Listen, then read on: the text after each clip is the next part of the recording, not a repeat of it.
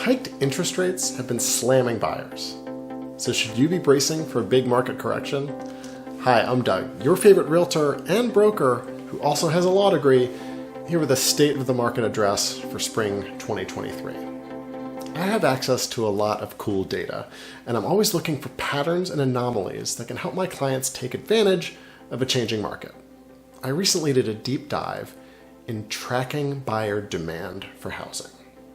So going back to last year, the drop in housing demand kind of stuck to the usual playbook where the market slows as the winter season approaches. Check out this graph from last year, which measures buyer demand for houses in the Baltimore area. Even in 2021, you can see where interest rates remained historically low, buyer demand sunk like a stone in December. Of course, it then took off like a rocket ship as the spring market got into gear in 2022. Now let's compare with numbers from this year. Naturally, with higher interest rates, demand was lower across the board, though for a while it generally tracked along the same trend line. But zooming in on the last couple of months, these flat demand numbers for February and March definitely set off some alarm bells for me. Buyer demand is supposed to increase steadily and dramatically into the spring season. So these abnormally low demand numbers are definitely alarming. Now obviously, interest rates are no longer at record-breaking lows, so buyers are less excited about taking on a new expensive mortgage. So you would think that there would be less competition, falling home prices, and houses lingering on the market without those interested buyers. But I'm here to tell you that is not what is happening, and the reason is housing inventory. I cannot overstate how the housing market is really suffering from a supply crisis. Tracking back to 2008, home builders went out of business in droves and they simply never returned. Now that builders are finally keen to build, they're faced with massive inflation for materials, labor shortages, and supply chain disruptions.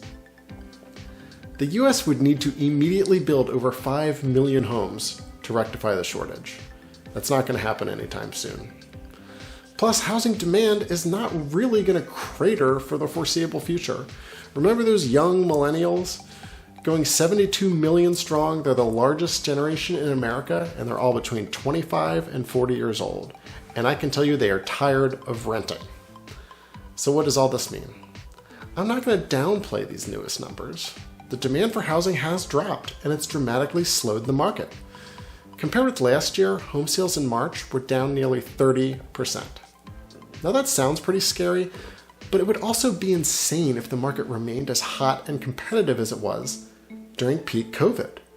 For what it's worth, I haven't observed anything close to a collapsing market. In addition to my own business, I supervise 300 agents in the Baltimore area, so I see a lot of contracts and I talk to a lot of people. It's certainly not as crazy as it used to be, so sellers may need to adjust their expectations a bit. But home prices are not dropping much, houses are still selling quickly, and bidding wars are still extremely common. So, while the market remains robust, local dynamics are changing honestly on a week-to-week basis.